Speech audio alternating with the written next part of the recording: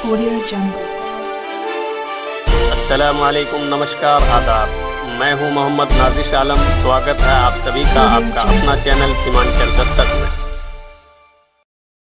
इस वक्त हम पहुंचे हुए हैं डगरवा में, जो ऑल इंडिया मजलिस-ए-इत्तेहादुल मुस्लिमीन का जो ऑफिस है डगरवा में, वहां हम पहुंचे हुए हैं। हमारे दरमियान मौजूद है जनाब ग़ुलाम सरवर साहब, जो पूर्व प्रत्याशी है इस विधानसभा के, जो पहले भी इलेक्शन लड़ चुके हैं ऑल इंडिया मजलिस-ए-इत्तेहादुल मुस्लिमीन पार्टी से और काफ़ी मेहनत आज भी कर रहे हैं। उनसे हम बात करना चाहेंगे इस इलेक्शन के ताल्लुक़ से कि आपकी क्या तैयारियां हैं। सबसे पहले तो आपका स्वागत है मेरा चैनल में। आपका भी स्वागत है, आप मेरे कार्यालय में आए हैं, आपका वेलकम है।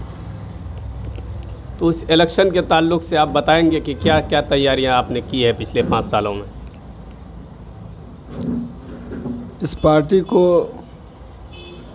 हम लोग सीमांचल में लाए और सीमांचल में लाके सीमांचल की जनता को इस पार्टी के ताल्लुक़ से, इस पार्टी के कारनामे को, इस पार्टी के मैनिफेस्टो को आम लोगों तक पहुंचाए हैं और असदुद्दीन अवैसी के सारे कारनामे को लोगों तक पहुंचाए हैं।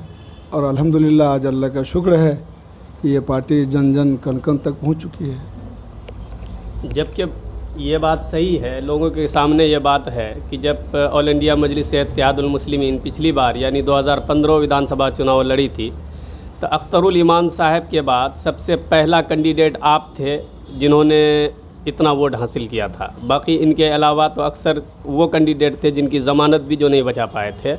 उसके बावजूद भी आपको क्यों लगता है कि आपके ही विधानसभा में कई उम्मीदवार जो टिकट के दावेदार हो गए?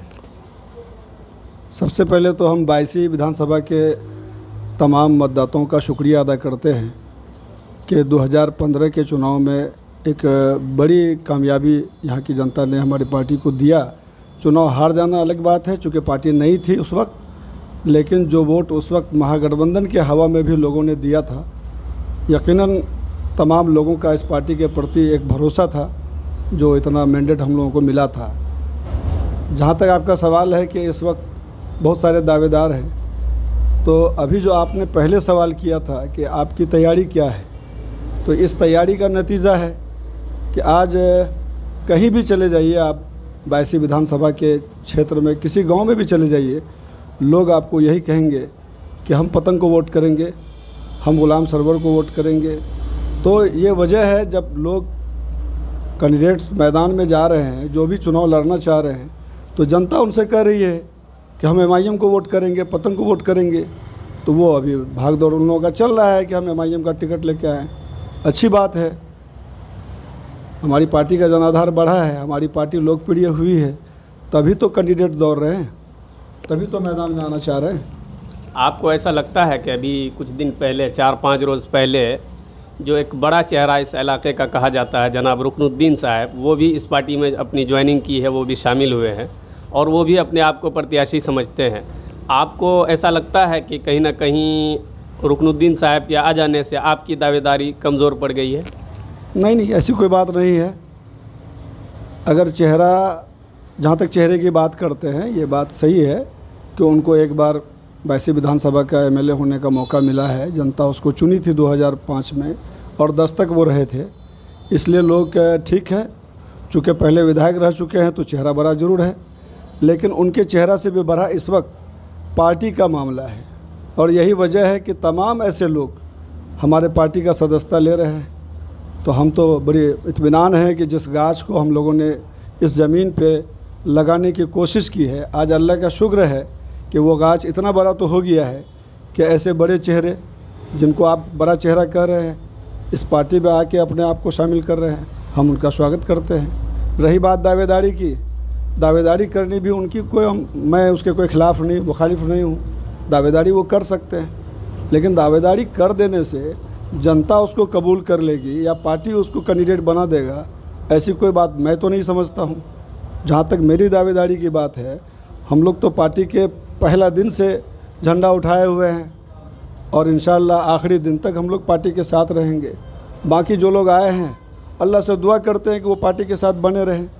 ऐसा नहीं कि कल को अगर उनकी दावेदारी लोगों ने कबूल नहीं किया तो फिर हमारा दामन ना छोड़ दें। हम तो दुआ करते हैं कि सभी लोग मिलजुल के पार्टी को मजबूत करें। जिस दिन रुकनुद्दीन साहब सदस्यता ले रहे थे, अख्तरुल ईमान साहब ने ये क्लियर कर दिया था कि कोई भी प्रत्याशी, चाहे पूर्व प्रत्याशी हो या पूर्व विधायक हो, अगर मेरी पार्टी में आ रहे हैं, हम किसी से भी टिकट का वादा नहीं करते हैं। हम हैदराबाद की टीम आएगी और सर्वे करेगी, जो जेन्युइन सर्वे होगा, जो छनकर जो नाम सामने आएगा, हम उन्हीं को पार्टी का टिकट देंगे। आपको ऐसा लगता है कि आपके इलाके में अगर सर्वे होता है हैदराबाद की टीम द्वारा तो आपके हक़ में आ सकता है? आप तो खुद मीडिया हैं भाई, आपको हम बताएंगे कि सर्वे क्या होगा। जहाँ तक हैदराबाद की टीम की बात है, पार्टी का जो भी तरीका है अपने कैंडिडेट को सिलेक्शन का, वो अपना काम कर रही है और यकीनन वही होगा जो जनता चाह रही है, जो पार्टी चाहेगा। और हम लोग पार्टी के साथ खड़े हैं, जनता के विश्वास के साथ खड़े हैं। आपके इलाके की क्या क्या समस्या है, जो उसमें कुछ मुख्य समस्या आप बता सकते हैं जो आपके इलाके में है, जो अब तक हल हो जाना था लेकिन नहीं हो सका? बल्कि आप ये पूछते कि आपके इलाके में कौन सी समस्या नहीं है तो ज़्यादा बेहतर होता है। आप हर क्षेत्र में देख लीजिए, शिक्षा का क्षेत्र हो, स्वास्थ्य का क्षेत्र हो, विकास का क्षेत्र हो, कम्युनिकेशन का मामला हो, आपको लगेगा कि हम लोग अभी भी वो 70-72 साल वाला पहले वाला हिंदुस्तान में है। आप चले जाइए 22 विधानसभा के किसी भी ख़ास तौर पे 10 से 15 पंचायत ऐसा है जो आपका जो मुख्य सड़क है उस मुख्य सड़क से नहीं जुड़ सका। अभी जो लोग दावेदारी की बात करते हैं उनको 15 साल मौका मिला, 10 साल उनके वालिद साहब एमएलए रहे, 5 साल उनको भी मौका मिला। कल मैंने उनके पंचायत का दौरा किया है तो हमने ऐसा महसूस किया कि शायद उससे ज़्यादा पीछे शायद किसी विधानसभा में इस तरह का कोई पंचायत होगा भाई।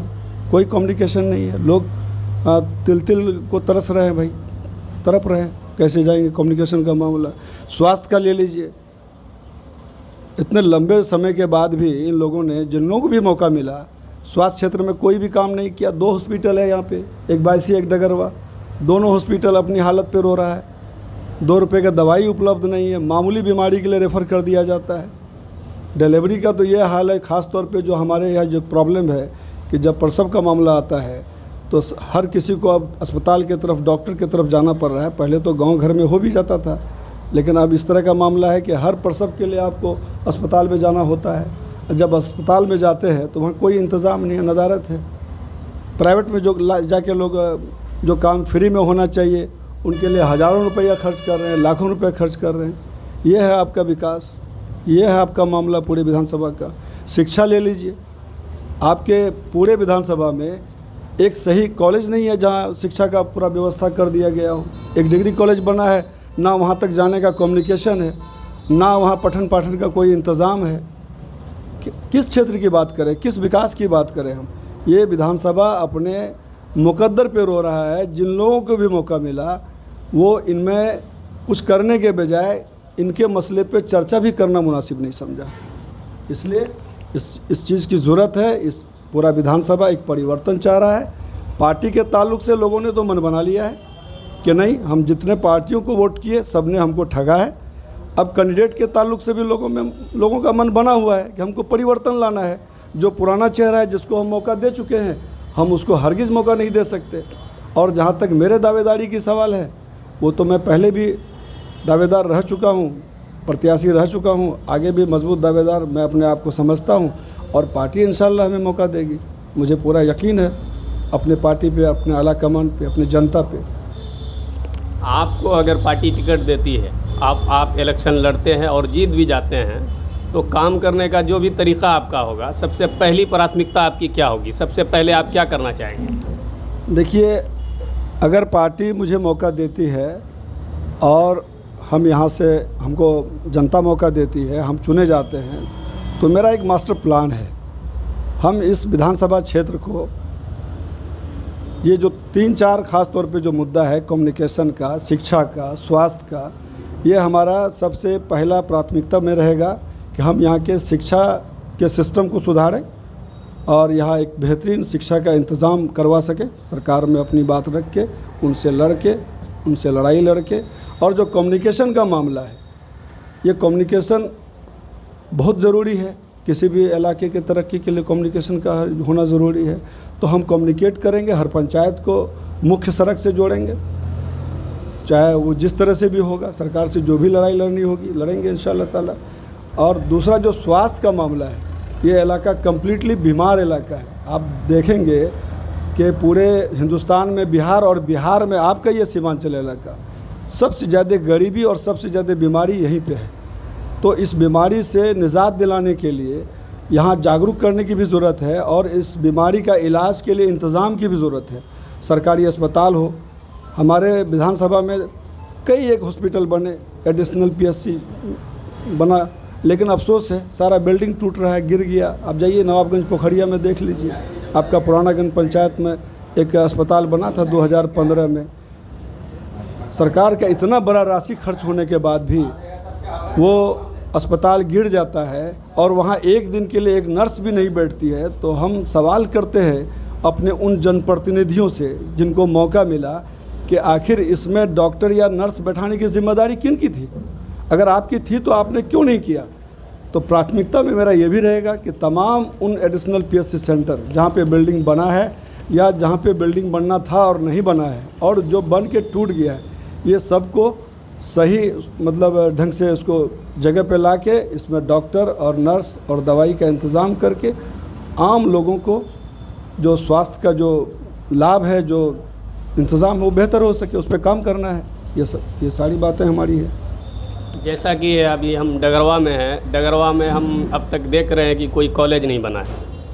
और अभी हम जब आ रहे थे यहाँ, देखिए थाने के आगे कुछ गाड़ियाँ जमा थी, पूरा कीचड़ था, पूरे रास्ते पर गाड़ी ट्रक लगी हुई थी, लोगों का रास्ते जाने का रास्ता नहीं था। आपको नहीं लगता है कि इन गाड़ियों का भी कोई अलग इंतज़ाम होना चाहिए, इनको हटाना चाहिए? जो मेन रास्ता है उस पर लोग चलने में दुश्वारी हो रही है, कैसे हल होना चाहिए? इसके लिए आप लोगों ने कभी कोशिश की? क्योंकि आपको पहले एक पंचायत का भी प्रतिनिधि रहने का मौका मिला है, उस वक्त आप कभी सोचे इसके बारे में? देखिए, जब से हम लोग राजनीति में सक्रिय हुए हैं, हम लोगों ने हर इशू पे हर जगह काम करना शुरू कर दिया था। पंचायत में हम लोगों ने काम किया तो लोगों ने वहाँ मुखिया बनाया और हम वहाँ 5 साल मुखिया की जिम्मेदारी को भी निभाए। आप हमारे पंचायत में जाके हमारे कामों का जायज़ा ले लीजिए। हमने वहाँ एक भ्रष्टाचार मुक्त पंचायत बनाया और आप कम्युनिकेशन के मामले में देख लीजिएगा तो हमारे पंचायत में कोई ऐसा वार्ड नहीं है जहाँ तक आप 4 चक्के से 12 महीना नहीं पहुँच सकते। ये 5 साल का हमारा वो पीरियड रहा है और उसका काम बोलता है वहाँ पे। यही वजह है कि एक छोटा सा एक अदना आदमी एक बहुत छोटे से गांव से लाके लोगों ने विधानसभा में हमको खड़ा कर दिया है, काम के बुनियाद पे किया है। और जहाँ तक सवाल है आपका, ये जो कह रहे हैं आप कि डगरवा थाना के आगे जो सर्विस रोड है या NH के दोनों किनारे में जो ये बस और ट्रक का जो मामला है, तो ये यकीनन बहुत ही दुखद है। और इसका कंप्लेन हम लोगों ने लगातार अंचला पदाधिकारी से, SDO से, थाना पदाधिकारी से, सब लोगों से करते रहे। ये लोग हमेशा कुछ ना कुछ एक्यूज़ देते हैं, कुछ वजह बताते हैं, लेकिन हम लोग इसकी लड़ाई लंबे समय से लड़ रहे हैं। इनके लिए हम लोगों ने लिखित जिला पदाधिकारी को भी दिया। आपको मालूम होना चाहिए कि यही सर्विस रोड ब्लॉक होने की वजह से एक बहुत बड़ा हादसा यहाँ डगरवा बैरियर पर हुआ था, जो एक बस रेलिंग को तोड़ता हुआ काफ़ी लोगों को मतलब मौत का शिकार बनाया था। तो इन चीज़ों के लिए हम लोग लड़ रहे हैं। और अगर हम लोगों को मौका मिल जाता है तो आपको 24 घंटे के अंदर ये सब खाली मिलेगा। इसकी कोई मतलब वजह ही नहीं है कि NH के किनारे इस तरह से रोड को जाम करके रखना और उस जाम की वजह से लोगों का जान पर ख़तरा बना हुआ है और हमारे प्रतिनिधियों का उस पर कोई तवज्जो नहीं है। ये तो बहुत ही दुखद और अफसोस की बात है। इस इलाके में पिछले लगभग 30-35 सालों से ये देखा जा रहा है कि चाहे वो कांग्रेस हो या फिर RJD हो, इन लोगों का मुसलसल दबदबा रहा है। जैसा कि पिछला चुनाव में ये सब एक हो गए थे, एकजुट होकर इलेक्शन लड़ रहे थे ये लोग महागठबंधन के नाम से। अब तो उस महागठबंधन से भी कुछ लोग अलग हो गए, कुछ लोग जुड़ भी रहे हैं। आपको लगता है कि इस तरह की मजबूत ज़मीन पर, जहां महागठबंधन की मजबूत ज़मीन कही जाती है, ऐसी जगह पर आप अपना झंडा गाड़ पाएंगे? देखिए, जहाँ तक महागठबंधन की बात कर रहे हैं आप, जिस समय ये पार्टी यहाँ नहीं आई थी, हम लोग पहली बार चुनाव लड़ रहे थे, तो उसी समय ये पार्टी और हम लोग अपनी मेहनत के बुनियाद पर ये लोहा महागठबंधन के लोगों को मना दिया था कि अब सीमांचल में उन पार्टियों की ज़रूरत नहीं है, MIM आ चुकी है और MIM यहाँ की लड़ाई लड़ने के लिए सक्षम है। यही वजह है कि लोगों ने 17,000 वोट दिया था। लेकिन आप देखे होंगे उस चुनाव के बाद से, और जनता भी देख रही है, कि अगर कोई पार्टी जनता के साथ, जनता के समस्याओं के साथ अगर यहाँ पे खड़ी है तो वो MIM है और हम लोग हैं।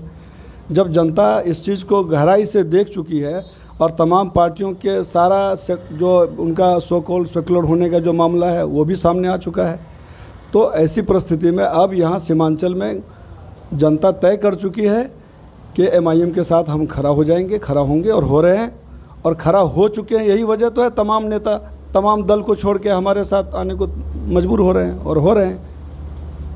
यहाँ सीमांचल में किसी पार्टी का कोई मामला नहीं रहेगा, सिर्फ MIM रहेगा इंशाअल्लाह ताला। आपकी पार्टी के बारे में ये कहा जाता है कि खुसूसन MIM में कैंडिडेट को लेके तरह तरह की है, जैसे आपका पड़ोसी विधानसभा है कस्बा ले लीजिए या फिर अमोर ले लीजिए, यहाँ भी कई उम्मीदवार हैं। इससे आपको नहीं लगता है कि कई लोग जब उम्मीदवार अपने आप को कहते हैं तो ऐसे वक्त में कहीं ना कहीं पार्टी कमज़ोर हो रही है? नहीं, उम्मीदवार ज़्यादा होने से पार्टी कमज़ोर क्यों होगा?